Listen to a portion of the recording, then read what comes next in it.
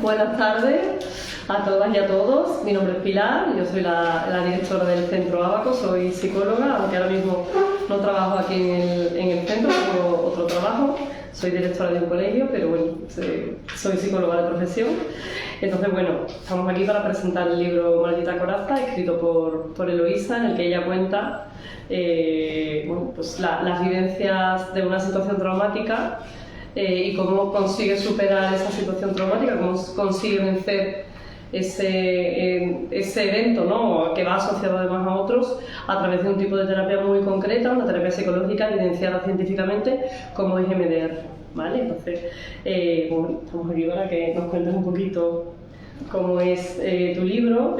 Hay muy poco escrito sobre MDR, por lo cual yo creo que ha sido un acierto, porque es una manera de dar a conocer o de explicar este tipo de terapia, que cada vez se conoce más, pero que es relativamente reciente, es una terapia de última generación. En la carrera no se estudia todavía, se estudia a través de especialización una vez que terminas, y bueno, cuéntanos un poquito de tu vida. Pues nada, yo soy Eloísa González y el libro lo llevo rumiando desde hace muchos años, pero nunca he encontrado la manera de empezar hasta que un día de repente, pues bueno, encuentro una frase y empiezo a escribirlo.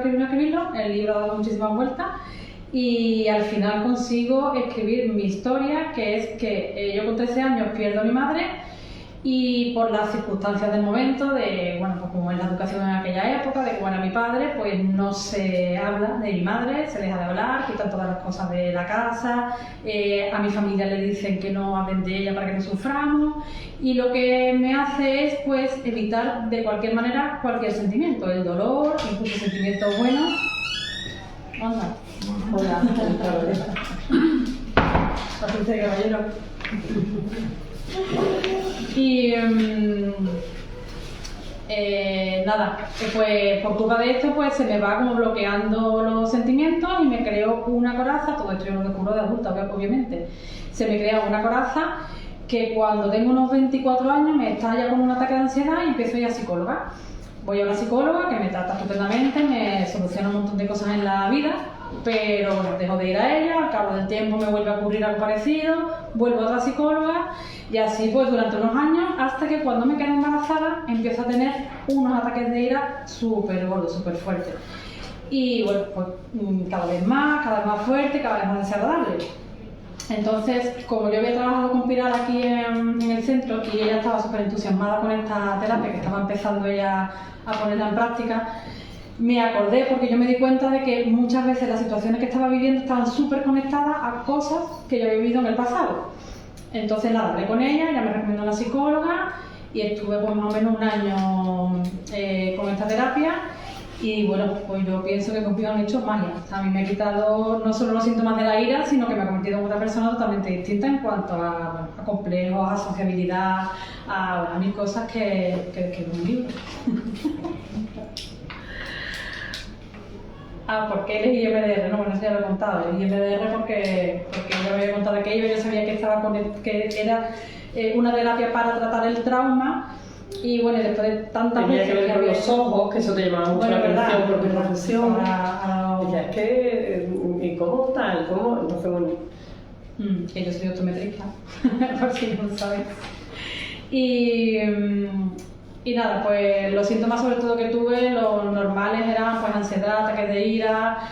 Lo que pasa es que cuando termina el tratamiento me doy cuenta de que hay muchísimas cosas en mi personalidad que también estaban súper relacionadas con el trauma, que pues que me daba mucho miedo hablar en público, tenía una relación con las personas muy rara, sobre todo con los hombres, ¿no? Con los muchachos, ¿no? Cuando era más adolescente me costaba mucho trabajo tener relaciones de hablar con ellos normal.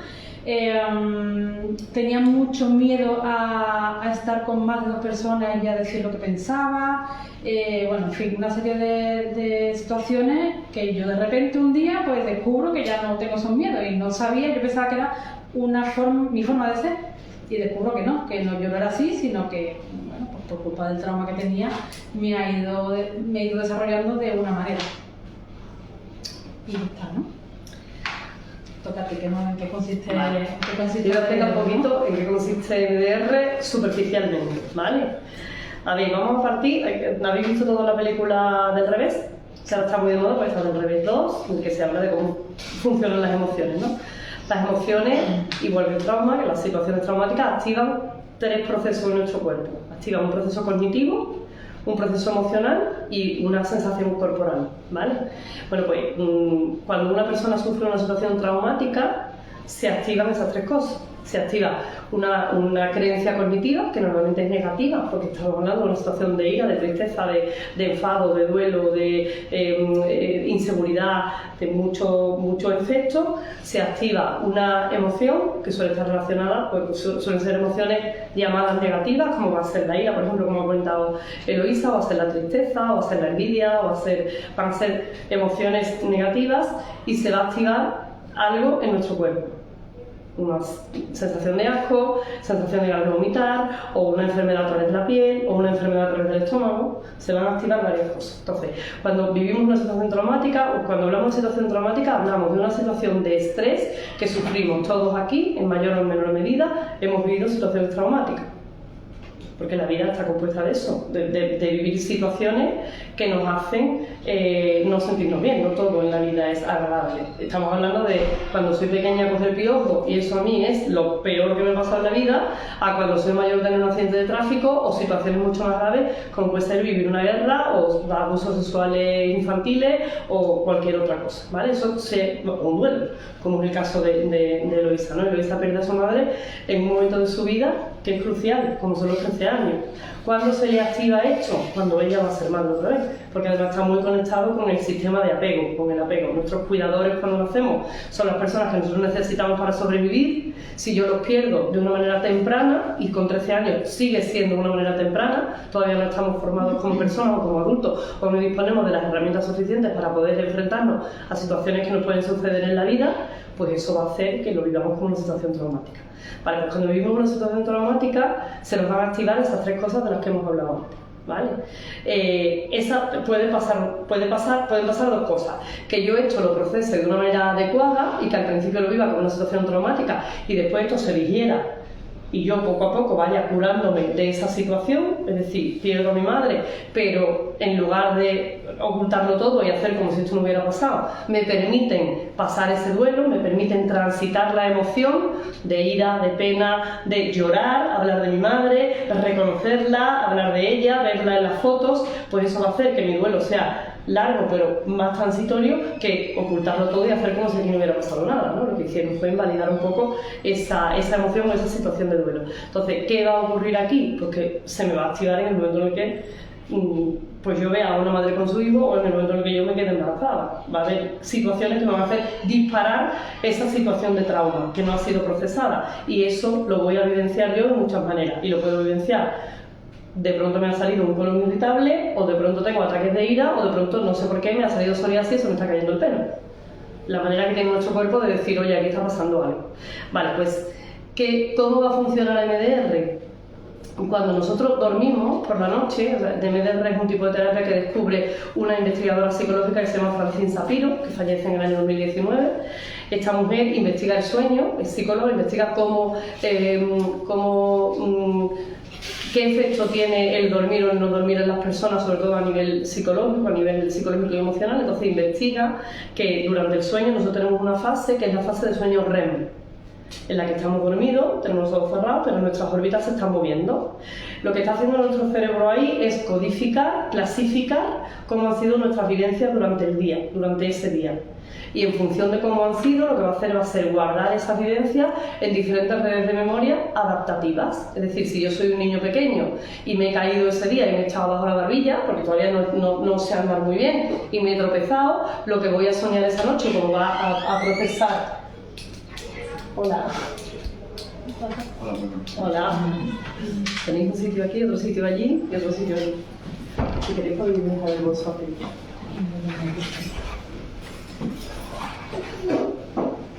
Pues estábamos hablando de cómo funciona la terapia MDR, ¿vale? Estábamos hablando que tiene mucho que ver, o la descubridora de MDR, Francine Shapiro, una profesora de la Universidad de Nueva York, de Brooklyn, descubre que durante el sueño tenemos una fase, que es la fase de sueño REM, movimiento rápido de ojos, Rapid Eye Movement, en la que nuestro cuerpo lo que hace es analizar cómo ha sido nuestro día y si nosotros hemos tenido una situación que nos ha llevado a una situación de estrés, guardarla en redes de memoria que sean funcionales. O sea, el sueño REM activa una cosa que se llama PAI, procesamiento adaptativo de la información. Todo lo que me ocurre durante el día, yo lo proceso y lo codifico de una manera adaptativa. Si no lo codifico de una manera adaptativa, se convierte en un trauma. Y esto no tenemos por qué procesarlo de una manera rápida. Si a mí me atracan ahora, pues yo durante meses voy a estar mal y cuando pase por aquí me voy a poner nerviosa y voy a revivir esto. Pero a lo mejor cuando pase un año ya no, ya lo he procesado bien. Cuando eso no se procesa bien, se queda anclado ahí y lo que hace es que se va a manifestar de muchas maneras, a través de emociones negativas, a través de enfermedades, como hemos explicado, ¿no? Entonces, esta mujer descubre eso, que durante el sueño REM lo que hace nuestro cerebro es limpiar o analizar cómo ha sido nuestro día y en función de cómo ha sido, pues guardar esas experiencias para que la próxima vez que nos enfrentemos a ellas sepamos cómo tenemos que reaccionar. Vale, pues cómo funciona la terapia MDR es así. O sea, el paciente va a venir y te va a contar lo que lo trae. Muchas veces el paciente viene sin saber qué es lo que le pasa. O sea, viene diciendo, claro, sin saber que lo que le pasa está asociado a una situación traumática. Entonces, muchas veces los procesos de terapia con MDR se alargan en el tiempo porque cuando hemos pensado, tanto el paciente como el psicólogo, que lo que vamos a trabajar es que vengo porque es que resulta que duermo muy mal por la noche y no sé qué es lo que me pasa, es que con 3 años mi tío me tocaba y esto se me ha activado ahora, que tengo una niña de 3 años. O esto de pronto un día me he recordado yo que esto no era normal. Este tipo de cosas suceden así en la terapia MDR.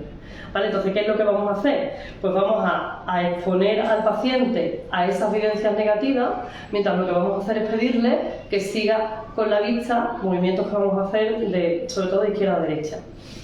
Vamos a hacer movimientos más largos, más cortos o más rápidos en función de lo que estemos procesando. Y ese movimiento de ojos lo que va a hacer es que a la vez que el paciente nos está contando esa experiencia traumática, que muchas veces es traumático también para el psicólogo, porque el paciente llora, sufre en la terapia cuando lo está contando, mientras estamos haciendo el movimiento rápido de ojos, lo que vamos a hacer es procesar esas vivencias de una forma adaptativa. Vamos a provocar lo mismo que se hace durante el sueño REM. No sé si tenéis alguna duda, algo que queráis preguntar. Vale, ¿qué es lo que va a hacer esto? Va a desbloquear esa situación traumática que nos deja, que se queda ahí como encogida, que no ha pasado al PAI, no ha pasado el procesamiento adaptativo de la información. Lo que vamos a hacer es desbloquearla. Eso ahora lo explicará mejor Eloísa. Cuando un paciente desbloquea todos esos síntomas de una situación traumática, siente una gran liberación, siente un desbloqueo emocional. ¿Vale? Entonces, lo que vamos a hacer es eso, desbloquear, limpiar esa situación traumática que se ha quedado ahí encogida. Os decía antes que cuando tenemos una situación de estrés, cuando nuestro cuerpo vive una situación de estrés, la que sea, se van a activar pensamientos, emociones y se va a localizar en el cuerpo. Cuando hacemos MDR, le pedimos también al paciente que localice esa emoción.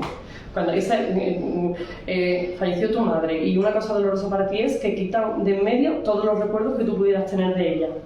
¿Qué emoción te genera esto? Pues me genera rabia, porque tal, o me genera tristeza, o me genera impotencia, o me genera injusticia. Vale, ¿y en qué parte del cuerpo la sentirías? Entonces te va a decir, en el pecho, en la cabeza, en las manos, porque no podía, lo que sea, ¿vale? Pues, ¿qué va a pasar? Que muchas veces cuando tenemos situaciones, vivencias traumáticas que se han quedado encasilladas durante mucho tiempo, esto se va a traducir después en algún tipo de enfermedad. Y suele estar muy conectado, como os digo, con enfermedades de la piel o con enfermedades del estómago. Con desarrollo de intolerancia, con no sentarme bien la comida, tengo de pronto me hacer una psoriasis, se me cae el pelo, va a estar muy relacionado con ese tipo de enfermedades. Yo, de hecho, cuando empecé con la terapia esta, también empecé con los problemas digestivos, bueno, con la terapia digestiva, y yo creo que cuando iba eso son sensaciones, que cuando iba por la mitad de la terapia, lo digestivo avanzó más rápidamente, ¿verdad? Son sensaciones, ¿no? Pero ahí queda. Claro, esto no está, por desgracia no podemos demostrar que haya un proceso psicosomático asociado a trauma. Esto es complicado. Tengo mucha evidencia científica que determinadas situaciones traumáticas generan una misma enfermedad, pero realmente no tenemos un estudio consolidado que diga, no es que se te murió tu madre, pues tú vas a tener intolerancia al gluten. Eso no lo tenemos así de evidenciado, pero se desarrollan este tipo de enfermedades. Pero hay muchos nutricionistas que cuando van a consulta, si ven que hay algo emocional, te insisten en que lo soluciones, porque si no, no mejora.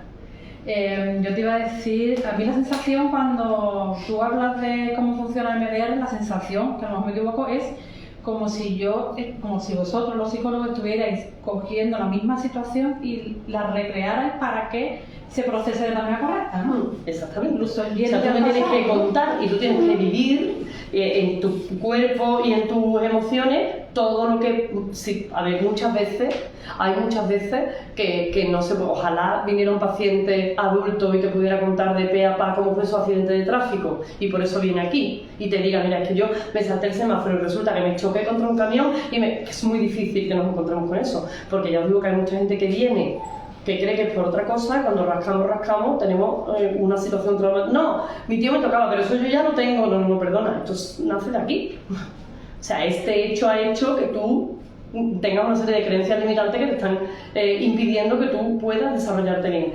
Muchas veces nos tenemos que limitar solamente a hechos concretos, que tú lo relatas en el libro. Claro. Aquel día que me cierran la puerta, aquel día que... Entonces... No es decir, mira, me acuerdo perfectamente que es que el día siguiente morirse mi madre pasó no, porque además hay otra cosa. Cuando hay una cosa que hace nuestro cerebro que es maravilloso, que es borrar recuerdos no poder reproducir bien recuerdos que han sido muy traumáticos. Y para no hacernos daño. Tengo grabado en mi mente. Pueden pasar dos cosas, porque hay una cosa, a ver, el mayor pegamento de los recuerdos van a ser las emociones. Positivas o negativas. Si nosotros hemos vivido una situación de una manera muy emocionante, negativa o positiva, la vamos a recordar muy bien. Pero cuando hay una situación de trauma, nosotros le llamamos T grande, ¿no? T grande o T pequeña, y es muy continuada en el tiempo, nuestro cerebro lo que hace es intentar olvidarla. Ese es el trauma complejo. Sí, Claro, yo por ejemplo, cuando es una situación vivida traumática muy prolongada en el tiempo, lo que hacemos es olvidarla, es una manera de sobrevivir. que a mí una cosa me ha pasado, a mí se me ha olvidado muchas partes de todo esto, pero es que además yo también había olvidado, yo he tenido problemas de apego porque yo he olvidado la parte anterior a que muriera mi madre.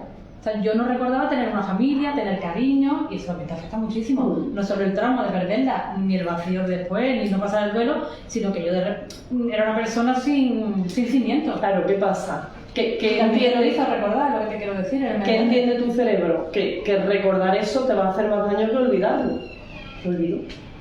¿Qué voy a hacer? Voy a Yo olvidar. siempre decía, si yo tenía 13 años, yo era muy pequeña, me decía la psicóloga, no estás pequeña, Muy pequeña. con 13 años tienes que recordar Claro eso. que sí, pero vamos, recordamos, nuestro cerebro recuerda todo desde el primer día de nacer. ¿Cuántos casos de niños adoptados tenemos que lo ha acogido una familia a los 3 días y tiene sensación de abandono? Y sigue teniendo sensación de abandono, y ha percibido y ha vivido que no lo querían. Esto es así. Por eso que igual que se olvida lo malo, se olvida lo que es lo bueno, y también es bueno recordarlo. Con respecto a la... Hay de todo, pero bueno, pues la evidencia nos dice que cuando el trauma es muy prolongado en el tiempo, muy continuado, la manera que tenemos de aprender a vivir es borrarlo. Y borramos situaciones muy concretas. Vale, yo empiezo a preguntarte... Yo quería comentar una cosa con respecto a lo del procesamiento que me has dicho. Tú lo explicas en el libro. Yo, por ejemplo, no lo de olvidar el trauma. Yo me acordaba perfectamente del día que mi madre, que me dijeron que mi madre había muerto. Perfectamente. Pues después de hacerme el procesamiento de esa escena en concreto, esa escena cambió por completo. O sea, no era solo a mi tía diciéndome tu madre se ha muerto y yo estaba ahí sola y... No, era como mi sensación era de estoy sola, no tengo a nadie, no valgo para nada, tal y cual. Y de repente cuando me lo procesa, recuerdo a mi hermana, recuerdo a mi padre, recuerdo a la familia, recuerdo a mi madre... No estaba, ¿no? Pero me estaba cuidando, me sentía cuidada, ¿no? Entonces, aunque tú recuerdes exactamente el trauma, a lo mejor hay cosas que no recuerdas y que te ayudarían a vivirlo de otra manera, ¿no? Me equivoco, ¿no? No vale mi sensación. Sí, es así. Muchas veces se altera la memoria también. Claro, en ese momento momento de de todo, procesamiento. pero claro, a lo mejor olvidas la parte buena. Bueno, lo de la preguntita. Vale, yo te voy a hacer una serie de preguntas, ¿vale? ¿En qué estado llegaste a la primera cita? Porque hemos hablado de que muchas veces los pacientes no saben por qué. Vienen por algo que no es realmente lo que después sale a la luz. Pues yo a la primera cita llegué reventada mentalmente y muy perdida, no estaba ya como decir, bueno, ¿qué hago con mi vida? Me peleo con mi marido, me peleo con mi hija se encierra en el dormitorio para no escuchar, tampoco era todos los días, pero cuando tenía esa bronca era como demasiado fuerte, tenía que pegar golpes, no era nada peligroso, ¿no? Pero era algo como muy intenso y cuando acababa era como... ¿qué ha pasado aquí, no? O sea, era como una transformación como Dr. Jekyll y Mr. Hyde. De repente veía a mi hija que no la veía mal ni nada, pero bueno, se había escondido en el cuarto para no verme, ¿no? Me acuerdo una vez que le dije a mi marido, lo siento, y me dijo, ay, me estoy emocionando. Y me dijo, no me tienes que pedir perdón, eres tú, tienes que pedirte perdón a ti misma. Y ya ese día fue como, encima me perdona, ¿no? Ya sabes, he sido súper mala. Así llegué. Y estuve un montón de semanas bastante mal, pero cada vez que me hacía el procesamiento de alguna escena, salí allí flotando. Fatal. No, digo, cuando terminas, sales como, bueno, es una cosa súper intensa que llegaba a momentos que me decía, venga, vamos a procesar tal, y decía, no, por favor, si hoy he venido bien. Y al final siempre termina bien, y me decía, cuando salgas de aquí, por favor, quédate 10 minutos sola, sin pensar en nada, sin tal, para... absorber lo que ha vivido, ¿no? Transitar toda esa emoción que ha vivido. Y la verdad que hace falta porque es súper intenso lo que hace. Y cuando, bueno, yo voy a enlazar con la siguiente pregunta. Cuando, por ejemplo, ¿no? Lo que estaba explicando antes de lo de en la parte donde dice que mi madre ha muerto y tal, a mí me coge mi tía en una esquinita, me dice, madre, se ha ido con el niño Jesús, yo eso lo recuerdo. Recuerdo a mi padre, nunca he soportado la idea de que mi padre no me lo dijera. Y entonces ella pues me hace pensar, mi psicóloga, que no fue Pilar porque no podía ser yo, pero me recomendó una muy buena, que está a punto de venir, no podía venir. Pues me hace pensar en esa imagen, me va haciendo lo de los deditos, ¿no? La magia esta de los deditos, y la imagen pasa de ser mi tía conmigo, con mi hermana, se empieza a abrir. De pronto eso veo a mi hermana, que mi hermana mayor para mí ha sido mi pilar emocional de mi vida. De repente empiezo a ver a mi madre. Yo a mi padre recuerdo haberlo abrazado a las piernas, que eso es imposible porque yo tenía 13 años y yo era imposible, ¿sabes? Entonces de repente como que el abrazo es más cercano, más tal, empiezo a comprender por qué mi padre no me lo dijo, y ya de repente esa situación se me convierte en un cuadro, en una sala de una exposición y yo fuera mirándolo, así, ¿sabes? Eso ocurre muchas veces en terapia. La gente ve esto no es como fuera de, o sea, yo veo la imagen como si fuera un cuadro realmente. Eso, pero esa es la parte final. Eso es el final. Claro. Eso es ya procesado. Sí, vamos, te lo digo porque como hay parte que la disociación es un poco parecida. Sí, la disociación. Pero además, eso que tú dices, a ver, realmente en realidad todos los pacientes que hacen MDR es así, ¿no? Veo el cuadro desde fuera, y además una vez que has terminado, has dicho también una cosa, aprendes a perdonar, ¿no? A perdonar a esa persona que en un momento dado ha tenido algo que ver con esa situación traumática. Tú dices, claro, yo entendí por qué mi padre no me lo dijo, durante mucho tiempo no se lo perdoné, pero en ese momento que ya lo procesé, puedo entender, pues, porque no te lo pudo decir, el dolor de él también. Yo creo que no lo perdono a él, sino que perdono la situación. Yo hago las paces con la situación porque son situaciones súper difíciles. En esa época, para un hombre de aquella época, no tenía que enfrentarse a tus hijas, tal, no sé cuánto, y era un hombre moderno.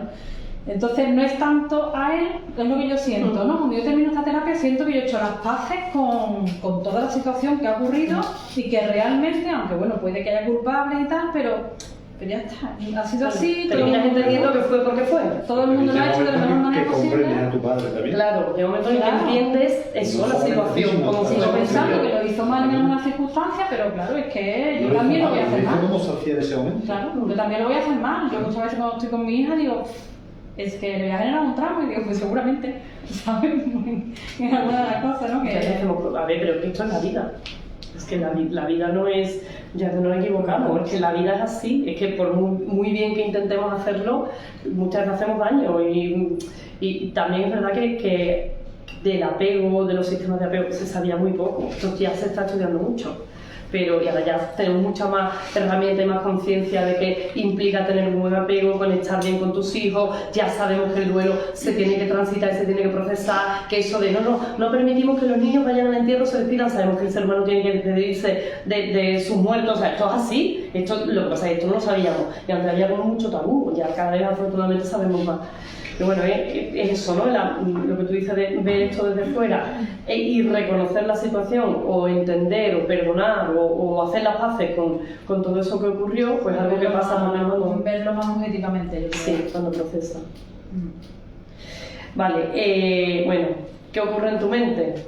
Esa es una pregunta. Pero ¿Cómo sientes tú esto? Vamos, eso, lo que explica con lo del cuadro y con esto, pues realmente es lo que pasa cada vez que me hace lo de los deditos. A ver, aquí yo creo que hay que estar muy concentrado y que me imagino yo que hay gente a la que le cueste bastante trabajo, ¿no? Claro, nosotros recomendamos la terapia MDR asociada al mindfulness, que es el desarrollo de la atención plena, porque hay muchas veces que la persona no es capaz de estar concentrada en la situación traumática. Si tú no estás concentrada, no relatas bien, no tienes una buena narrativa de qué es lo que pasó, por mucho movimiento de ojos que yo haga, si tú no estás concentrado reviviendo otra vez lo que te pasó, es difícil que se pueda procesar. Hay muchas veces que también la terapia se alarga por eso, porque antes al paciente hay que dotarlo de herramientas para que pueda de alguna manera tener esa capacidad de atención plena. Sabes que yo muchas veces me decía, cuando terminaba me decía María, es que es increíble cómo procesas. Y yo decía, no, es increíble lo que tú haces con los dedos, ¿no? Ya. ¿Sabes? Entonces lo he pensado mucho y digo, tiene que haber personas que por eso, por temas de concentración y tal. Pero bueno, realmente lo que tienes que hacer es concentrarte en lo que te ayuda muchísimo a la psicóloga, te concentras en lo que te está diciendo, abres los ojos, te hace lo de los deditos, vuelves a cerrar los ojos y te vuelve a preguntar pues qué sientes con respecto a las mismas preguntas. Son las mismas preguntas. El protocolo es un protocolo estándar que el psicólogo que ha hecho la formación de MDR, que no es una formación fácil, los psicólogos que hacemos la formación de MDR, antes de hacerla, a mí me impactó mucho la primera formación, son 4. Que primero nos dieron una parte de teoría, nos fuimos a comer, fue un día entero, un hotel en Jerez, y cuando volvimos yo vi había una mesa enorme llena de paquetes de pañuelos, de Kleenex y de botellas de agua. Y yo pensé, ¿esto para qué? Esto es para que tú proceses recuerdos traumáticos, o sea, para que tú vivas en tus carnes qué va a sentir un paciente. Entonces, uno por uno, había como 5 o 6 formadores, y te iban cogiendo, ¿no? El resto se quedaba afuera, le toca a fulanito, y a tu entrada, venga, has elegido un recuerdo traumático, explícamelo, cómo está. Todo el mundo salía llorando, o sea, ya entendía por qué estaban ahí los Kleenex. A ver, es una manera de eso, de antes de hacer esto, saber qué es lo que le va a pasar al paciente. Bueno, pues te voy a hacer... Porque ya os digo, todos tenemos situaciones traumáticas en nuestra vida, ¿eh? Muchas están conectadas con apego cuando somos pequeños, conectadas con nuestros seres queridos, entornos escolares, hay gente que son situaciones más graves que otras, pero todos tenemos vivencias, todos y absolutamente, que nos han hecho sentirnos muy mal. Yo voy por la calle cuando voy conociendo a gente, ¿no? ¿no? Y ¿cómo le vendría esto? Que soy especialista en traumatizados. ¿Qué le vendría esto? Mira, Francine Sapiro lo que descubrió, ella investigaba el sueño, como os digo, salía de trabajar, entonces iba por el Central Park, ¿no? en Nueva York, y entonces empezó a hacer los mismos movimientos que ella investigaba en pacientes que estaban dormidos. Y entonces lo que hacía era ir moviendo la vista y se daba cuenta que cuando hacía eso, si lo asociaba a situaciones que había vivido durante el día o las enfocaba después de otra manera, como que le aliviaban. Entonces decía, bueno, si el sueño REM está asociado a que nuestro cerebro aprenda y codifique y sepamos cómo tenemos que reaccionar ante situaciones, igual si hacemos esto despiertos también puede funcionar. Entonces ya empezó a investigar. Ya os digo, ahora sí suena más la terapia MDR, hace unos años nada, es una terapia de ultimísima generación. En España ahora está, como digo, haciéndose muchas formaciones, dándose mucho a conocer, hay mucha evidencia científica detrás, es decir, esto no es una patraña, no es algo que alguien haya inventado y diga. Está muy evidenciado científicamente y la gente que ha hecho un proceso de MDR, como es el caso de Eloisa, lo puede corroborar, ¿no? Hay gente que ha terminado hasta el final, hay gente que no puede ni siquiera terminar porque sus vivencias son muy traumáticas y no las puede evocar. Eso nos prolonga mucho la terapia, pero la verdad es que está muy bien. Yo creo que todo el mundo en algún momento tendría que procesar un poquito. Mi psicóloga Me decía... cuenta, no me movió los deditos y se la saca primero por la cara. No, en ningún momento el paciente pierde la conciencia, en ningún momento esto es una hipnosis. Pero piensa, ¿sí o no? Sí, ayer me lo preguntabas tú, en ningún momento perdemos la conciencia, en ningún momento esto es una hipnosis, salgo de allí, no recuerdo que lo que me han hecho, no, estamos plenamente conscientes. Yo lo digo, cuando lo aconsejo digo, está científicamente demostrado. Demostrado, que no es algo que no. Yo te iba a decir algo, no me acuerdo. Bueno, te iba a preguntar yo a ti. no sé si se puede explicar. Todo esto que he hablado yo del cuadro, ¿no? Que yo al final veo cuando me están diciendo que mi madre muere y tal, desde el primer momento hasta el último, ¿qué está pasando físicamente en el cerebro? Lo que está pasando realmente es que cuando evocamos ese momento, que para ti es algo doloroso, que durante mucho tiempo posiblemente lo hayas tenido ahí como un recuerdo, no hayas sido ni siquiera capaz, o no hayas querido, tu cerebro se haya negado a ponerlo en pie, lo que va a ocurrir ahí todas las veces que tú lo vas a hacer es que todas las veces que lo vas a revivir asociado al movimiento rápido de ojos, lo que va a hacer nuestro cerebro es buscar información en el cerebro que haga que tú información de recuerdos que puedan ser relativamente parecidos, o situaciones o emociones que tú hayas vivido, aunque no tengan nada que ver, que se haya activado la misma emoción de ira o de tal, en la que tu cerebro ha sabido cómo responder. Ajá. Eso es lo que va a ir haciendo. Pero no hay cambios de conexiones neuronales. Se producen conexiones neuronales. Nuestro cerebro está dividido en dos, el hemisferio derecho e izquierdo. El hemisferio derecho controla la parte derecha, el derecho y la izquierda, y muchas de nuestras sinapsis se producen en esa conexión de los dos hemisferios. Y eso es lo que va a hacer. Eso es lo que va a hacer. Va a activar las redes de memoria, y va a activar el PAI, el procesamiento adaptativo de la información. Pero lo que va a hacer va a ser buscar a través de conexiones, a través de sinapsis, recuerdos que sean parecidos, que hayan activado la misma emoción y que tú hayas sabido cómo afrontarlo. Lo vas a conectar con redes de memoria adaptativas. Bueno, y tú con tu hermana mayor, por ejemplo, ¿nunca lo hablaste el tema antes? Que ella te explicase cómo vivir esa situación, si tú estabas equivocado. Tu hermana sí ha tenido que ser. Ella lo ha procesado de una forma totalmente distinta. Vale, cada uno lo ha procesado de una forma distinta. Pero la que tú te pillas Pero la hablar edad que sí, yo con mi hermana hablaba muchas Para cosas, decirle pero que cuando me lo contaron a mí, yo era muy pequeña, no la asimilé bien. yo a partir de ¿Tú ahí, recuerdas esa situación? Yo a partir de ahí hice así. Se Y lo yo con mi recuerdo, hermana he ¿no? hablado mucho cuando yo de mayor me he encontrado mal. A eso me refiero de mayor. No, pero ella no lo ha relacionado con cuando yo era pequeña, claro. Ella me decía, mira, pues esta situación, y ella me lo objetivizaba, ¿no? Porque mira, porque he ido a este sitio, mira lo que me ha pasado, porque tal, porque yo era muy tremendista, ¿no? Tiene mucho ruido en la cabeza. Y entonces cuando yo se lo contaba a ella, pues a lo mejor ella, esa situación sí me ayudaba. Pero esa conexión con el pasado seguía ahí, y eso yo fui consciente. ¿Cómo esa ya veía esa situación? Si no, eres mayor que tú, ¿no? 2 años. 2 años. Pero Tienes bueno. 15 años, que ya recordase esa situación de la muerte de tu madre desde otro punto de vista, y te dijese, no, bueno, eso no fue así, esto fue de esta manera, sí, estábamos allí todos, a ti te lo cogimos, estábamos, no sé. Sí, no, pero si no es como O sea, el hecho fue recuerdas, así, me refiero, el hecho fue si te así, afecta, pero es la sensación de ella el fue sentimiento. distinta. Pero no te No, ayudaba, yo, ¿no? de Tu hecho, hermana se lo no, hablaste y te lo contaste de otra manera. Bueno, pero porque yo lo recordaba así, para mí eso era como una cosa traumática porque realmente es muy triste. Entonces, pues eso no sé, es que realmente como se dejó de hablar de mi madre, ya esa parte estaba como, ¿sabes? Olvidada completamente, cada uno lo vive de una manera Pero que ya cuando te distinta. haces mayor, ya tenemos una edad. Cuando se sí, murió puedes mi preguntar, padre, ¿verdad? sí estuvimos Bueno, hablando más de mi madre, fíjate cómo son las cosas. Bueno. Empezaron a salir más temas, pero bueno, realmente yo de toda esta conexión me di cuenta a los 39 años, de que estaba conectado lo que yo tenía con situaciones, pero no solo era la muerte de mi madre, es que fueron un montón de años después. Yo después empiezo a tener un montón de rabia, la rabia es muy difícil por parte de los padres, no, de controlar por mi parte no, digo por parte de los padres, ¿no? Yo cuando mi hija se pone rabiosa me entran ganas de, no, también, ¿no? Pero sé que eso no es lo que hay que hacer, pues en casa, claro, en casa era que ver, que tiene más años, normal. Entonces, pues yo ahora pienso que cuando alguien tiene la rabia que yo tenía es que tiene algún problema. Mi padre pensaba que yo tenía mucho genio, que era una niña complicada y ya está. Entonces todas esas situaciones han hecho que todo vaya empeorando con el tiempo, pienso yo, o por lo menos que no se termine de quitar, ¿no? No es fácil. Una preguntita. ¿Cómo puede ser una persona? Porque yo fui capaz a los 39 años de relacionar algunas cosas del pasado, pero ¿hay alguna manera de que una persona pueda saber que tiene un trauma? Vale, traumas tenemos todos. Bueno, Tenemos traumas trauma pequeños afecta. o traumas complejos. Una ¿De persona que pequeño se o de encuentra grande? mal. Una persona, a ver, saber si tengo un trauma lo vamos a percibir de muchas maneras.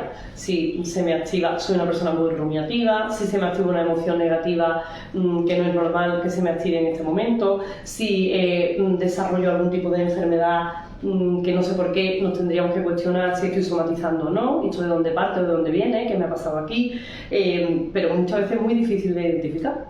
Muchas veces, ya os digo, viene la persona a terapia porque no duerme bien, porque se encuentra triste porque le han echado el trabajo, y cuando rascas un poco no tiene nada que ver con esto que te cuenta. Y pasa por alto a lo mejor cosas. ¿Qué pasa? Que es lo que hablábamos antes, ¿no? Muchas veces parece que si evitamos, si enterramos, aquí lo que está claro es que hablar de situaciones que nos duelen nos sana. Eso es algo por lo que yo quiero que os quedéis todos cuando os vayáis de aquí. O sea, pensar que me ha pasado algo que me duele mucho y yo esto me lo callo, lo guardo, no se lo cuento a nadie y aquí se queda para mí y conmigo toda mi vida, es un craso error. Contarle a tu amiga, a tu vecina. Tu amiga y tu vecino no son psicólogos, o sea, no te van a curar el trauma. Y esto se te va a poder activar en cualquier otra situación. Pero lo que está clarísimo es que taparlo no lo va a curar. Entonces hay mucha gente que no se atreve a hablar del trauma.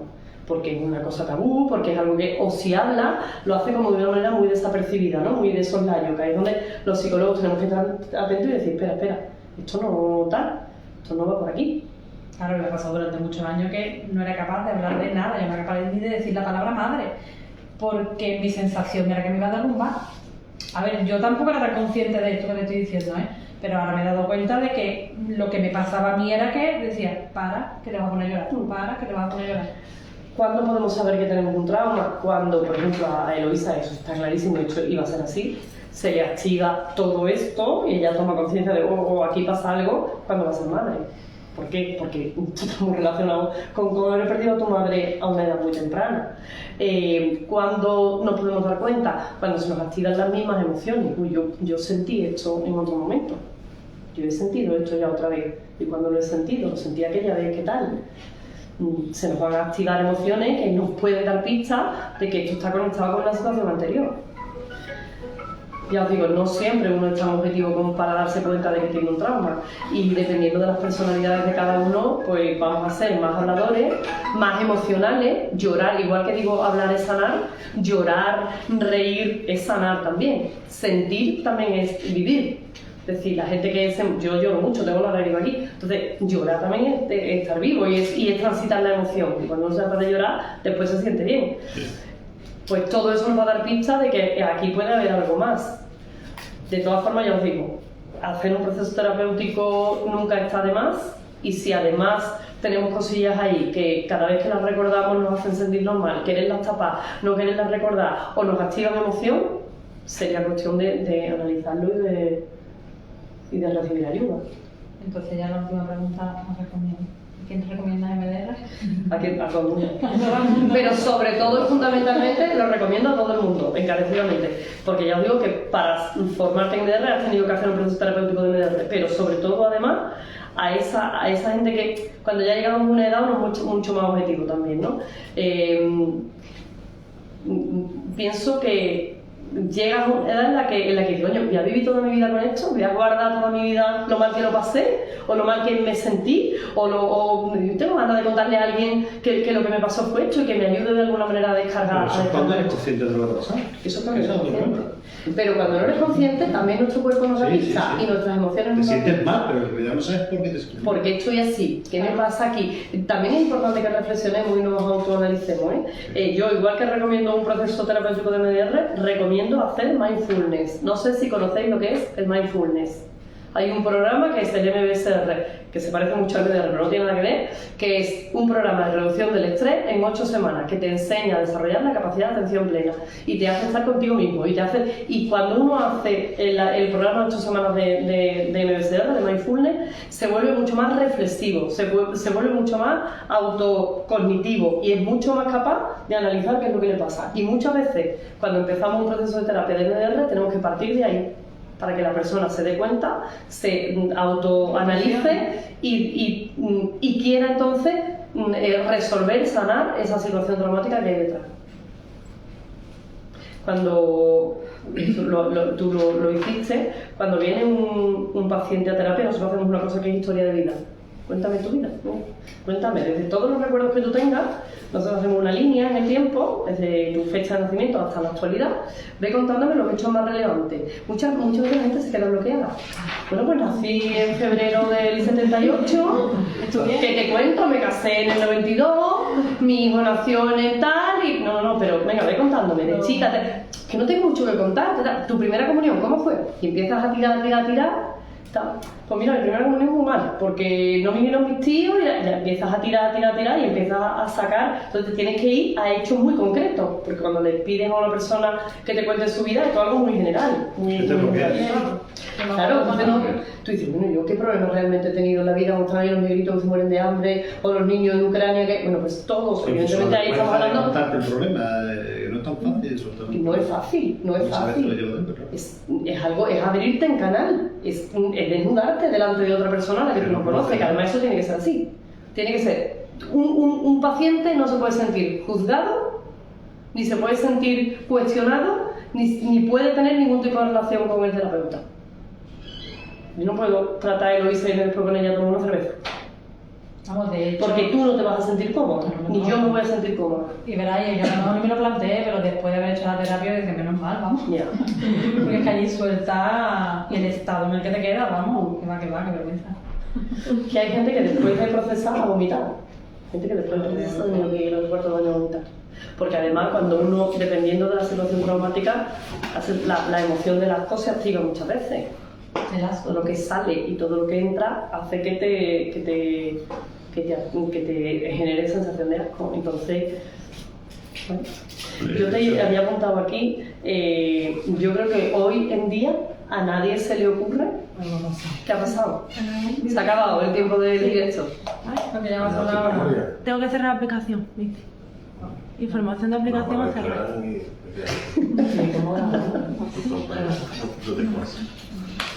Yo os veo a todos así. ¿Qué está ahí parado? Bueno, pues la historia tiene un costo. Yo te iba a decir, Eloisa, que yo creo que hoy en día a nadie se le ocurre, yo creo que a nadie de los que estamos aquí se le ocurre, si se me ha muerto mi madre o se me ha quitado todo en medio. Ahora no, Hoy en día no, en los años 80 esto era y 90, ¿eh? Algo totalmente natural. La televisión con un trago, porque se ve la televisión durante un año. Pero todo influye, es que todo es. Pero quitar todo lo que recuerdo para que eso no haya pasado. En mi casa, que yo recuerdo, a lo mejor me estoy equivocando, pero en mi casa, que yo después de adulta he sabido que a mis tías les dijeron que quitaran las cosas. Yo no fui consciente de eso. Pero de adulta, yo recuerdo, lo único que recuerdo es un cuadro gigante que había pintado mi tío, pero mi madre tenía 20 años, o sea que ni siquiera era la madre que yo conocía, ¿no? Y bueno, estaba ahí el cuadro. Pero no recuerdo nada más, ni la ropa, ni nada. Bueno.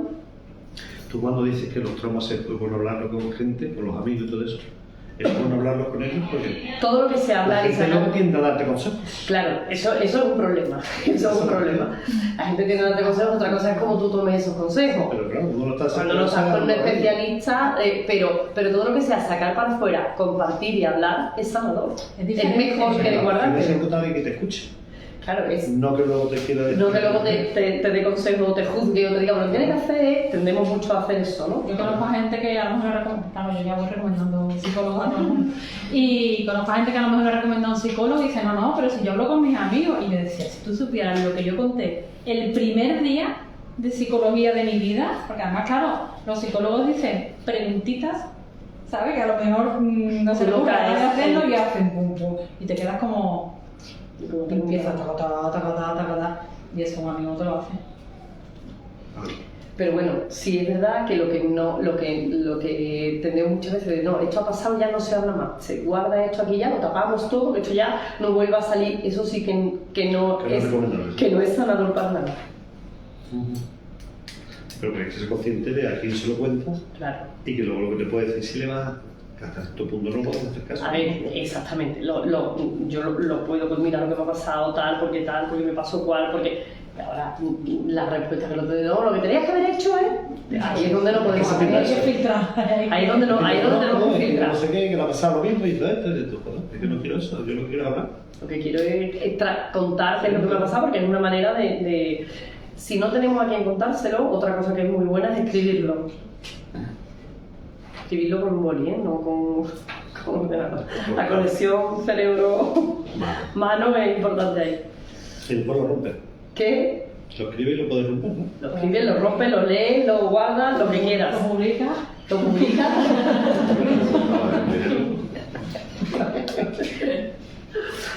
Lo que quiera, hombre, No será, no será. contárselo conmigo no va a ser nunca hacer un proceso terapéutico. Exactamente.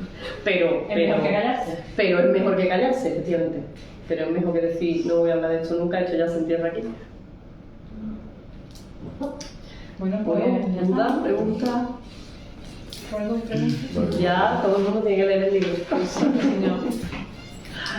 Yo Nada. lo que te iba a preguntar cuando has dicho que las cosas se borran, yo no las tengo borradas. Yo las tengo.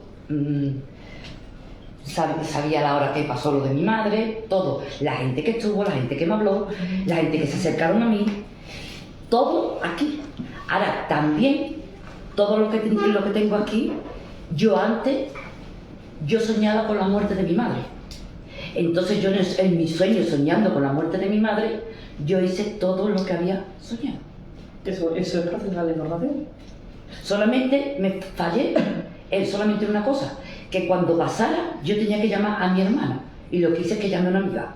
Lo demás, todo lo tenía maquinado. O sea, tu cerebro Entonces, se como lo tenía anticipa. tan maquinado, yo lo tengo todo muy presente. Tu cerebro Me se acuerdo de todo. anticipa a lo que puede pasar. Entiendo que tu madre fallece de una enfermedad, ¿no? Sí, vamos, se me queda en mi frase. Vale, es que nuestro cerebro es muy sabio. Igual que olvida, también antepone, igual también anticipa, entonces tu cerebro anticipa que esto puede pasar y cuál es la mejor manera de reaccionar. Lo anticipa durante el sueño REM. Por eso sueñas. Por eso sueño. Me voy a volver loca. Porque es que en mi sueño yo he tomado pastillas para dormirme la mente. Porque es que el dormir es maquinar cosas malas. Siempre estoy pensando y ahora mismo me acuesto porque a mi hija le ha pasado algo. Bueno, pues si le ha pasado algo, digo, y así, ahora sí mi hija, y el día que le pase esto, y el día que esto, ya entro en el bucle de cosas malas.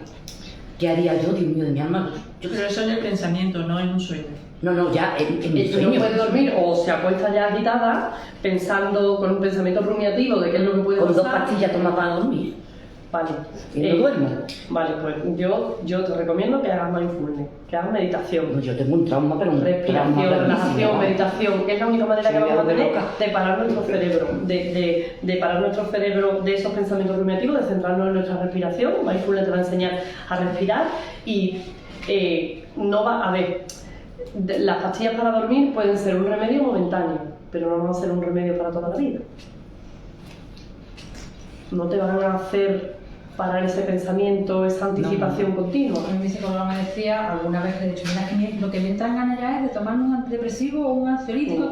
Me decía, es que las pastillas ansiolíticas lo que te hacen es que no te dejan, o sea, te contienen, que es lo malo, que no te dejan No te dejan sacar- sacar para afuera. Eso no va a ser el remedio. Mira, hay un reportaje en Netflix, se llama Quiero Headspace, enseñarte una cosa. Sí, te sigo una quiero enseñarte. que hay uno que es Headspace y hay otro que te habla de la meditación, del mindfulness. Igual que Francine Shapiro descubre el MDR, hay otro investigador que es John Kabat-Zinn, que es psicólogo. Este hombre descubre en un viaje que hace a Oriente que los monjes budistas tal y en Oriente se vive todo con mucha más paz. Entonces se pone a investigar. O sea, encuentra una diferencia muy grande entre las personas de Occidente que vamos a la carrera, estresados, tal, a cómo se vive en Oriente en determinadas zonas. Entonces se pone a investigar qué es lo que pasa aquí. Descubre que todos los monjes budistas y mucha gente de Oriente practica un tipo de meditación que él empieza a aprender, un tipo de meditación muy basada en la respiración. Entonces empieza a analizar esto como y tal. Y cuando se lleva 6 meses investigando, va a diferentes templos budistas y tal, y cuando viene hace un estudio. Entonces coge a una serie de estudiantes, le hace a un montón de estudiantes un escáner cerebral y ve cómo están sus estructuras cerebrales.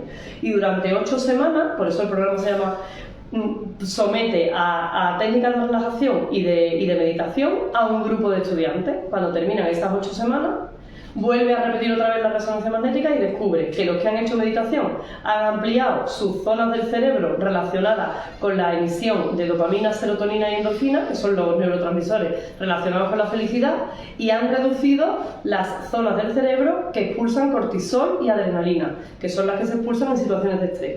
Y los otros no han modificado su estructura cerebral. Entonces empieza ya a investigar sobre esto, perfecciona ese programa y lanza el MBSR, programa de Mindfulness para la reducción del estrés.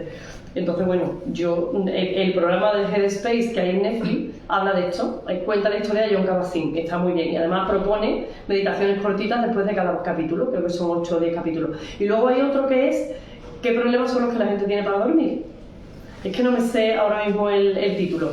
Y entonces habla pues, de la gente que toma medicación para dormir, de la gente que rumia mucho por la noche, y cuenta y habla también de, cuenta por qué nuestro cerebro funciona así, que tiene mucho que ver. Nuestro cerebro funciona como funcionaba en la época de la prehistoria y ve situaciones amenazantes que no hay. El 90% de nuestros pensamientos negativos no van a pasar. El 90% de los pensamientos que tú tienes de y mi hija, y si le pasa, y si no, no va a pasar nunca. Nunca. Pero es una manera que tiene tu cerebro de salvar tu vida. ¿Por qué? Porque tiene la misma configuración que hace que en la época de la prehistoria, porque además nos hemos llevado mucho más tiempo en prehistoria que en historia. En historia llevamos unos 1000 años nada más, pero en prehistoria nos hemos llevado miles de años.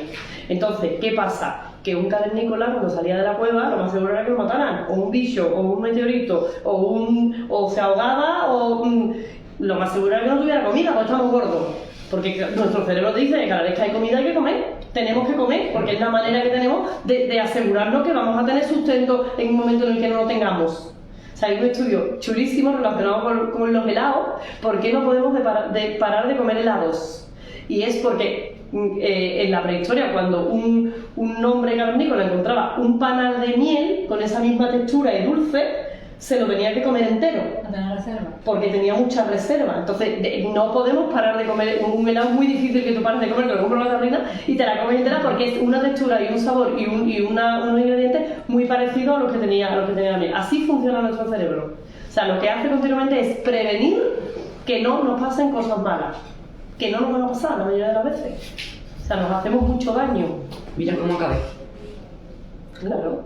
Enséñame. La piel es uno de los principales órganos por los que van a salir Echando nuestros sangre traumas. por la cara. Y gracias a Dios no tengo nada. Pero porque me han tenido que tratar. Yo me llevo años con una rosácea grave por los nervios. Ya. No te digo que yo me llevo peligro. Hola. A ver. Bueno, pues Yo creo que no sé si tenéis alguna. ¿Cuándo empezaste a escribir el libro ya habías empezado la terapia? La había terminado.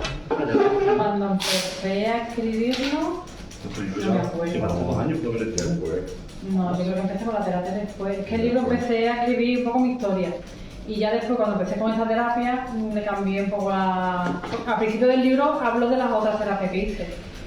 Entonces, Claro, cuando empezaste el libro, en la terapia de escribir las cosas. ¿En qué? Claro, cuando el libro empezaste, No. en la terapia de escribir las cosas. Bueno, puede ser, pero que no me lo dijo nadie. De escribirlo. Puede ser, pero que no fue que alguien me lo dijera, sino que yo tenía muchas ganas de escribirlo porque me parece una desahogaba. historia, claro, ¿no? Y que me parece una historia que hay que escribir.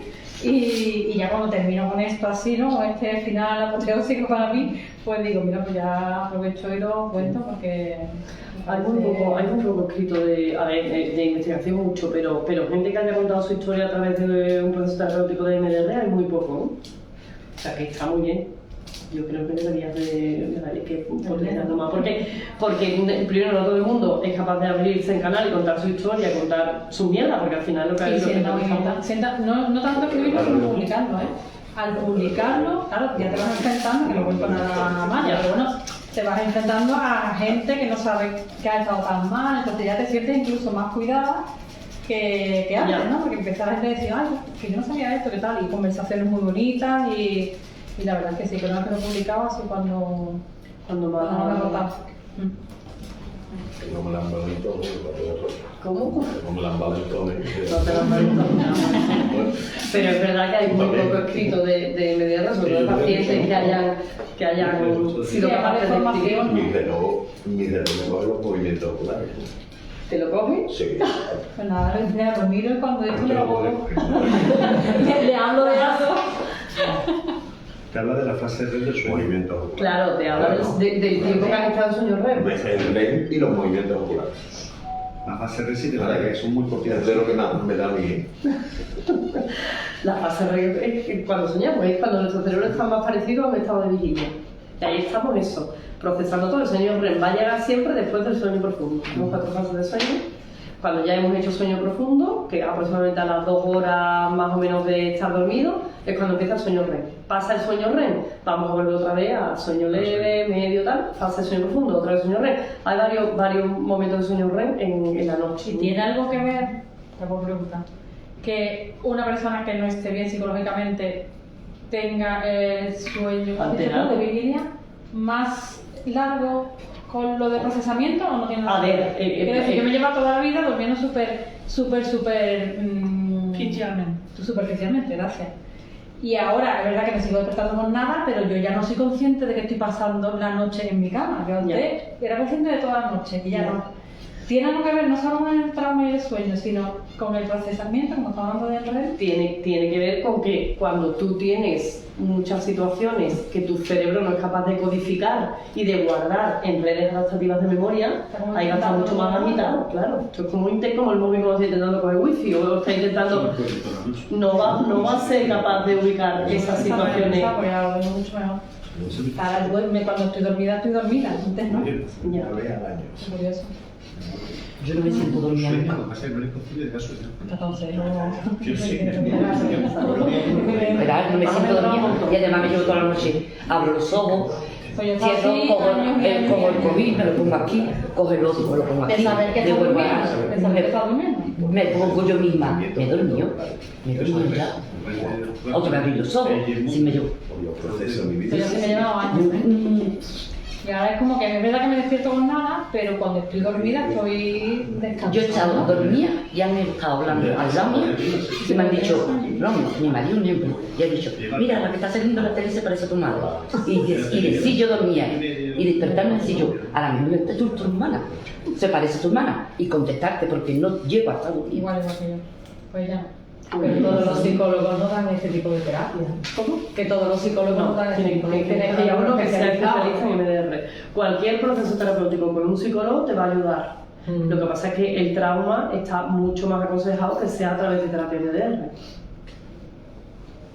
Luego, no solamente utilizamos movimiento rápido de ojos, hay mucha gente que no es capaz de hacer el movimiento de ojos. Y utilizamos también tapping o utilizamos sonido. Aquí en el gabinete, por ejemplo, hay una cosa que le pongo al paciente en las manos, entonces va vibrando. Lo que tú intentas hacer cuando haces o el movimiento rápido de ojo o el tapping o los sonidos es conectar los dos hemisferios cerebrales. Y lo conectamos eso, haciendo o bien tocando al paciente, o bien a través de vibración, o con sonido, o con el movimiento rápido de ojo. Lo que está más demostrado es el movimiento rápido de ojo. Pero hay pacientes pues, que tienen cataratas, que no pueden, que tienen poca visión, que no pueden seguir el movimiento, que entonces se hace con otro tipo de técnica. Pero fundamental, el movimiento rápido. Con niños se hace con una varita, o se hace con una varita de juguete, venga, sigue la varita, tal. O se hace a lo mejor con algún lápiz o poniéndole puntitos. Con adultos es con el... ¿A partir de qué edad se puede hacer? Desde pequeños, desde bebés. ¿Sí? Bebés se hace con tapping. Y tú una vez que ya tú sigues haciendo este tipo de... Yo ahora ahora voy pero muy poquitas veces por una situación en la que yo tengo como cositas sueltas todavía que me quedan. Entonces, podría pasar. Ahora la psicóloga me dice, bueno, esto tiene dos opciones. O ya está, vivir con ello, o porque tampoco son cosas graves, pero bueno, son situaciones que a mí pues, me incomodan todavía. Y como sé que están relacionadas con algo, pues si puedo lo intento. ¿Sigues haciendo esta terapia? Sí. Pero ya a un nivel mucho Sí, una menos. vez cada Sí, antes, durante un año yo estuve yendo 4 veces al mes. Y ahora no. Pobrecito. Si tengo que ir a trabajar, pero voy. Pues nada, ¿no? No, pues nada, yo creo que firma del libro, ¿no? Pues muchas gracias, Antonio. Ahí fue, lo